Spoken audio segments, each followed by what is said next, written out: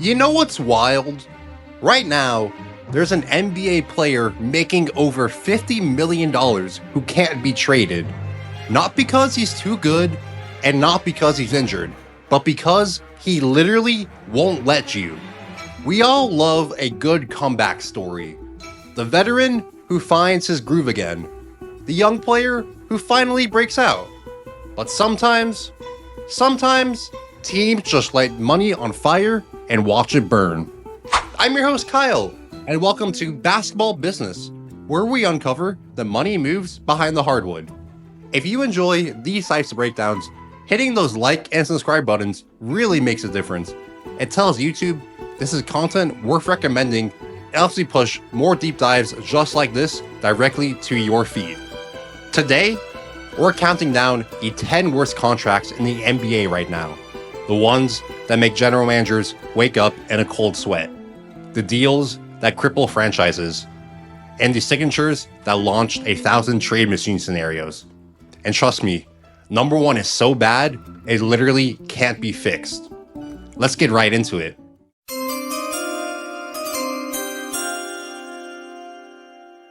Starting our list with a former MVP just feels wrong. But here's the thing about Joel Embiid's contract. He's making $55.2 million next season, and he's averaged 29 games played over the last 2 seasons. Now look, when healthy, Embiid is still elite. The problem, when healthy, has become basketball's most expensive 2-word phrase. Over the last 3 seasons combined, he's played in just 123 regular season games. That's exactly half of 3 seasons. And the really scary part? This deal runs through 2029. By then, Joel Embiid will be 35 years old, making $67 million, with knees that already can't handle a full season. Philadelphia went all in on their championship window, and that window closed before they could blink.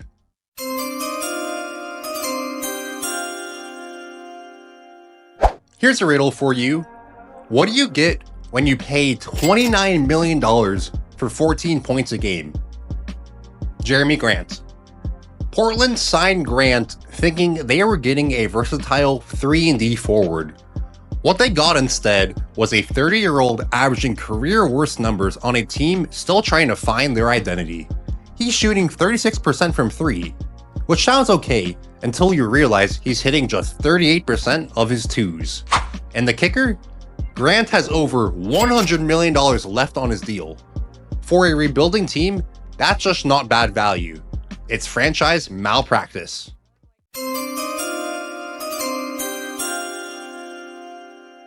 The Chicago Bulls paid $90 million for potential. They're still waiting on that potential. Patrick Williams was the 4th pick in the 2020 NBA draft. 5 years later, he's averaging 9 points per game, lost his starting spot. And the crazy part? He's somehow getting worse. His shooting percentages have dropped every single year he's been in the league. Here's something ironic. Isaac Okoro, same draft class, similar stats, and the Bulls just traded for him actually. He signed for $33 million. The Bulls are paying $50 million more for essentially the same player and Patrick Williams. Except, Isaac Okoro actually plays defense sometimes. ESPN graded the Patrick Williams signing a D when it happened. Bulls fans think that's very generous. And when your own fan base is begging the team to trade you for literally anything, maybe that $90 million could have been spent better.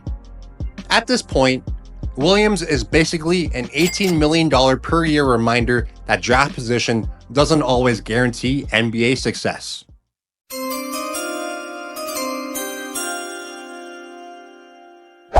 Remember when Miami traded Kyle Lowry and a 1st-round pick for Terry Rozier? Yeah, about that. Scary Terry is putting up a spooky 10.6 points per game on 29.5% 3-point shooting. For a Heat team that prides itself on culture, he's been benched multiple times. One Reddit user named him the winner of our NBA's Least Valuable Player award. The worst part? Miami needs shooting desperately. They brought in Rozier to fix that problem. Instead, he is the problem. At $26 million next year, he's essentially an expensive reminder that even Pat Riley makes mistakes.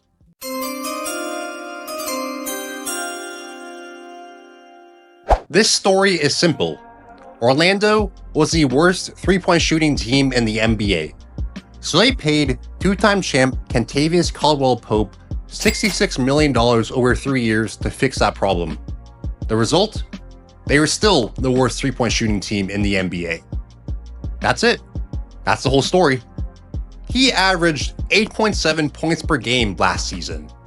His three-point percentage dropped from 40 to 34%. So to fix their three-point shooting woes, the Magic shipped KCP to Memphis for career sniper Desmond Bane. The issue is, they had to attach multiple first-round picks in this deal to entice the Grizzlies to take last offseason's blunder. When you attach that many assets just to move a splashy free agency signing, you've made a terrible, terrible mistake.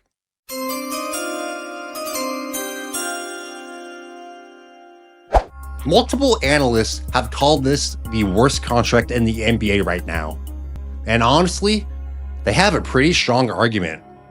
Paul George is 34 years old, making $51.6 million next year, and played in 41 games last season. He averaged 16.2 points per game, his worst since 2012. And the Sixers' record was actually better without him. Here's what kills me. The Clippers looked at Paul George and said, nah, we good. When the team that gave a broken down Kawhi Leonard $153 million thinks your contract demands are too much, brother, that should tell you something. Philadelphia wanted a big three. Instead, they got an expensive big ouch. And with 3 more years left on PG's deal, this one's gonna hurt for a while.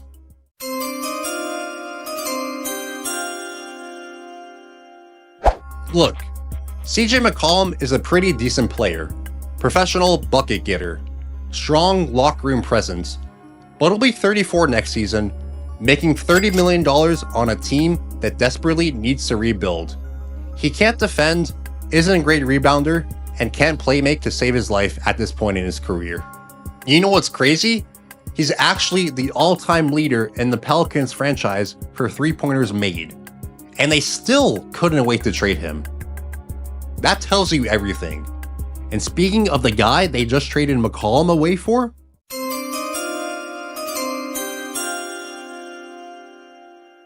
Jordan Poole proves one thing correct. Not all championships are created equal. Golden State paid him like a star after their 2022 championship run. Washington inherited that contract. And now, he's putting up tour dates as the first option and will be paid $31 million to do so next season. Talking heads consistently call this one of the worst contracts in the association right now. But here's what really gets me. Poole has this incredible ability to look like he's trying hard while accomplishing absolutely nothing. He'll dribble for 20 seconds, take a contested three, and jog back on defense like he just did something.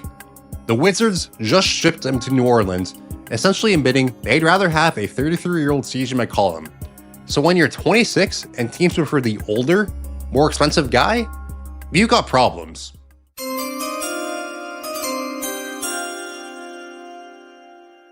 We need to talk about Kyle Kuzma. This man put up zeros in a playoff game.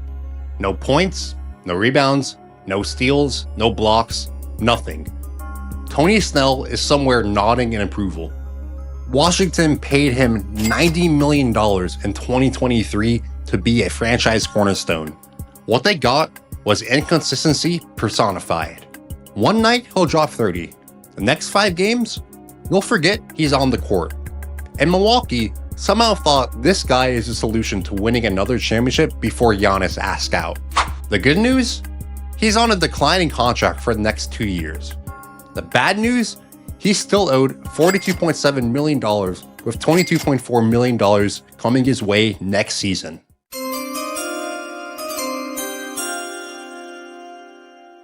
Before we get to our worst contract in the NBA right now, let's speed through some under-the-radar bad deals that just missed the cut. Josh Green got $41 million from Dallas, then promptly got traded to Charlotte, where he's averaging 7 points. Dallas moved him so fast, the ink on the extension was still wet. Lauri Markkanen may be an all-star, but Utah gave him $190 million during a rebuild. His stats have declined across the board, and his trade market has gone with them. The Jazz actually got fined for how they handled his injury reporting. Not great. It took Chicago over a year to find someone willing to take Zach LaVine's $140 million contract. Even then, they needed to send out multiple picks as sweeteners. When he's good, and still nobody wants your contract, that's a problem. Good luck to Sacramento next season.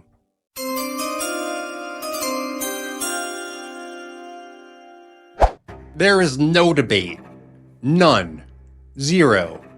This is the worst contract in the NBA right now, and one of the worst in NBA history. Bradley Beal made $50.2 million this past season to average an inefficient 17 points as a third option.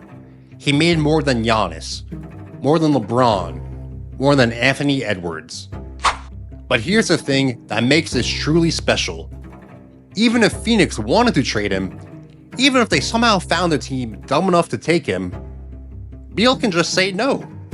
He has a no-trade clause, one of only 10 players in NBA history to have that full veto power. Think about that. 2 of these guys on this list got swapped for each other. Somebody will eventually trade for Embiid if they get desperate enough. But Bradley Beal? He can look the Suns dead in the eye and say, nah, I like the weather here. Phoenix is paying supermax money for a third option who they literally cannot get rid of for 3 more years. When Washington traded this man for some meager second-round picks, they celebrated like they won the lottery. And honestly, they did. Peter, this is idiotic. Your odds of winning are like 100 million to 1. Don't you know the lottery is just a tax on stupid people? Here's what's really crazy about all these bad deals. These 13 contracts represent almost $1.2 billion in future payments. That's billion with a B. Money that could have gone to younger players, better fits, or just not be spent at all. The common thread with these deals? Teams paying for what they hope players will be, not what they actually are. Whether it's betting on potential that never arrives, or paying for past performance that's never coming back. In today's NBA, with the new CBA and the team building restrictions that come with it, these contracts don't just hurt, they can cripple a franchise for half a decade. One bad signature can turn a contender into a cautionary tale. Makes you appreciate the teams that don't make these mistakes, doesn't it? Thanks for watching this video. If you enjoyed or learned something new, please like, comment, and share with someone you think would enjoy. What's the worst contract on your team right now? Let me know in the comments below. Subscribe to Basketball Business for more great content on the off-court money moves that make the on-court plays. Until next time, this is Kyle with Basketball Business.